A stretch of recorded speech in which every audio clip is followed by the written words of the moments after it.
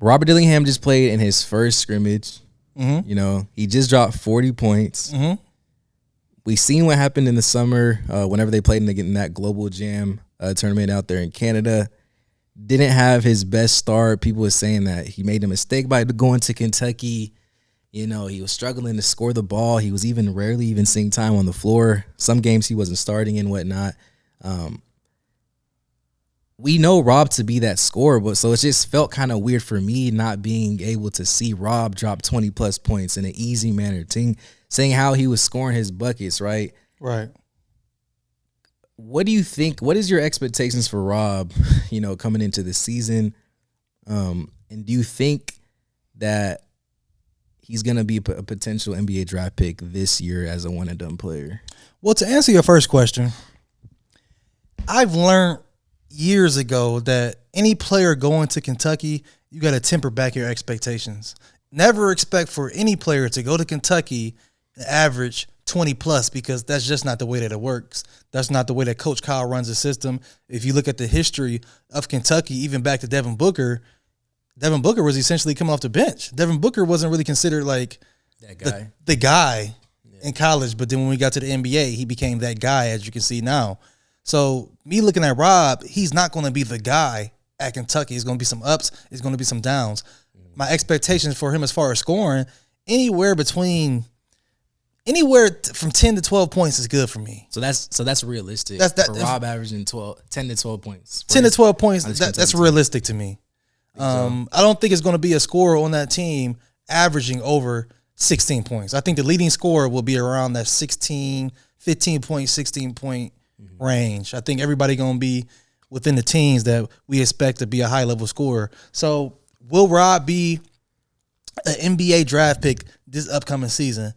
I think Rob might be a 2-year player, man. I think Rob might have to come back for a sophomore year. I don't think. But like what? So you saying that, like, what essentially kind of makes him not a one and done type of player? Like, do you think it's more of like his size? Do you think that, you know, he just needs to tighten up a little bit about little parts of his game? Like, what makes him not a one and done player? Because if you saying this, like, trust me, bro, a lot of people gonna call you crazy, you know, saying that he's not a one and done guy. Well, I'm not saying he's not an NBA guy. I just don't think that he's a one and done guy. And I don't see why people think that's such a bad thing. Yeah. When you say somebody's not one and done, it's like the worst thing that you can say about a basketball player. It's like you were insulting their basketball career. Yeah. I've said this and I'll say it again. Somebody on that Kentucky team is going to have to come back for the second year. Everybody's not going to be a one and done on that Kentucky basketball team. So I think Rob is going to come back, do a second year. He's going to have a good year this year, come back, have a second year, then have his opportunity to go to the NBA. Because DJ Wagner, he's out of there. I think whatever happens this year, DJ Wagner, he's gone. Justin Edwards, he's gone. What's the big boy? Aaron Bradshaw, he's gone. Just due to the fact that he's 7 foot, he gone regardless. He ain't got to play the whole year. He'll still go to the NBA just based off the fact that he's 7 foot and he keeps rising as far as his skill set. He keeps getting better and better. So you think Rob is going to be that last guy? And even on that too, it's like one thing I realized is like with Kentucky, and you know this too, like they get the top guys every single year. They just got Boogie Flan, who's coming in there next year. So I don't know. Like, I'll be interested to see if Rob is going to be that guy to just stay another year at Kentucky, and because he's going to have to find another role. Because, like I said, they get the top guys every single year. But this is all like hypothetical. Like if he is a 2-year player, but you know, I think the talent level is there.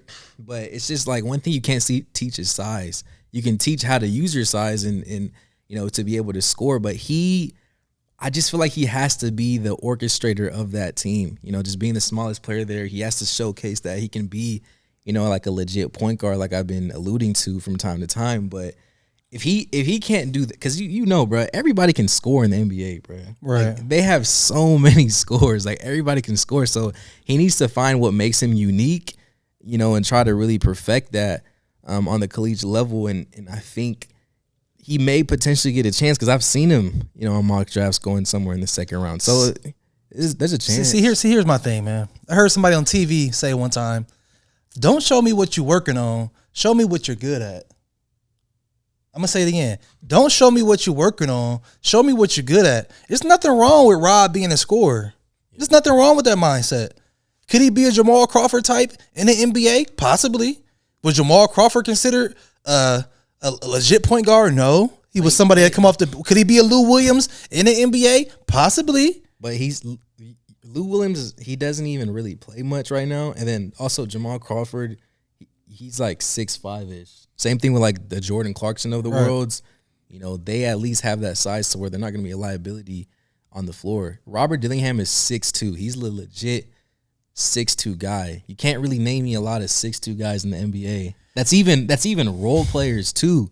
So because like I feel like defense is just more important, and it's all about mismatches in the league. So they'll exploit that on the defensive end. So like I said, like he just has to be so good on the offensive end and really be that guy as a point guard, to where like it's just gonna mitigate, you know, his defensive like plays. Well, I mean, it's only a handful of players in the NBA that are actually legit defenders. So when people say, "Oh, I don't know how good he's going to be defensively at the next level," I mean, what is defense in the NBA nowadays? I mean, it's only a handful of players that are legit they play defensive threats. They play defense, bro. I mean, I don't know, bro. I mean, everything is a foul. I don't know. And I don't know. I feel like Lou Williams wasn't the best defensively. I don't care about his size. Jamal Crawford wasn't the best defensively. Dame Lillard's not the best defensively. I'm not comparing Rob to Dame. I'm just saying it's those guys that aren't going to be like defensive threats. So I don't want to come on here and talk about Rob's defensive potential. Yeah. Okay. I feel like we do that a little bit too much when I feel like. But I mean, that's because it's a thing. That's a thing, bro. Right. Like you can't just skip past that. The question is he going to be a one and done guy, and he is capable, is he skilled enough? Him playing defense, that's a thing, bro. Oh, yeah, like for NBA sure. GMs are considering that, so you can't just. It's like giving these little kids a ribbon. Like everybody just wants a ribbon. No, you got to be straight up, and you got to be honest. Like he's a small player, so he has to understand that, and he has to just be very good on the offense side of the ball. Well, I'll tell you one thing. And he has to be even better. At Kentucky, you're going to have to play defense. So this year, we're going to see if he wants to step it up on the defensive side of the ball. And I'm not even coming on here saying like I was watching the Overtime Elite League last year, seeing if he was locked in on defense. I don't know. Yeah. Have you ever watched Rob and say, is he locked in on defense? Be honest. Do you watch him and say, let me see if he's locked in on defense? When you let's be honest. Be 100%. Did you any of his games last year? Did you watch and say? I did for sure. Cap. I did. Cap. Bro, you did not turn on any Overtime League game and watch and say, let me see if Rob is locked in on defense. I did. I look at that. I look at those little things. I look at things besides the scoring, bro. Like bro, when we talk about any of these other guys, yes, we talk about the main things that they do, but I like to bring up what can't they do. So what was Rob's plus minus last year? That's a completely different question of what you asked me. I don't know his plus minus. Do you know Shedeur Sanders plus minus in his last game? Well, plus minus. I don't know if plus minus in football really exists. Basketball it does exist. How much? You know what I mean in basketball though. Okay, I know what you're saying. Do you know what the plus minus is? Yes, I know what that is. What's the plus minus? It's essentially how effective are you on the floor when you're playing on the floor, bro. That's what it means. Do you know LeBron's plus minus in his last? No, I don't. I don't. Then why are you asking me? But I'm saying, but I'm asking you. You said you watched. It doesn't matter. Nobody cares about it. What's his plus minus? You just asked me. Did I watch him play defense? I don't believe you. I do not believe. That's your problem, bro. I do not believe for 1 second. Oh my god, bro. That you, JuiceMadeHoops, sat down last year and turned on an Overtime Elite basketball game, watched Rob Dillingham, and see him to see if he was locked in on defense or not. I don't believe it. I'm calling cap, but that's neither here nor there. I think he's a 2-year player. I don't know, like the fact that he's at least on these mocks, I think there's a chance. And like I said, I think the talent level is definitely there.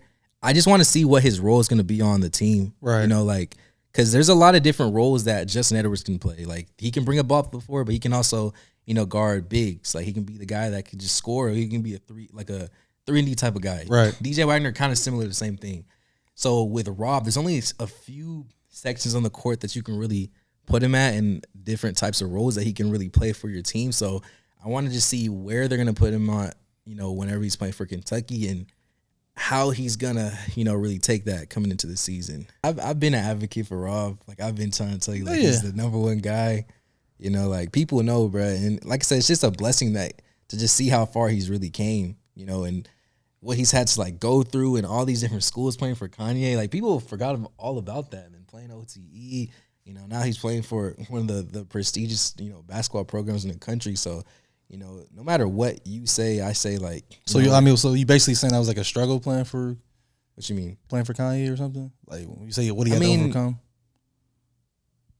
I'm saying there was a lot of BS going on over there. Okay, yeah, it was after he he wasn't supposed to go to OT. He was supposed to play at Donja. So okay. He kind of had to like take different routes. Then the whole his dad's okay. Like, I remember. Okay, I'm just making sure. I just wanted to clear. Okay. Yeah. You're right. But, there was a lot of stuff going on with Donda. Okay, I'm just asking.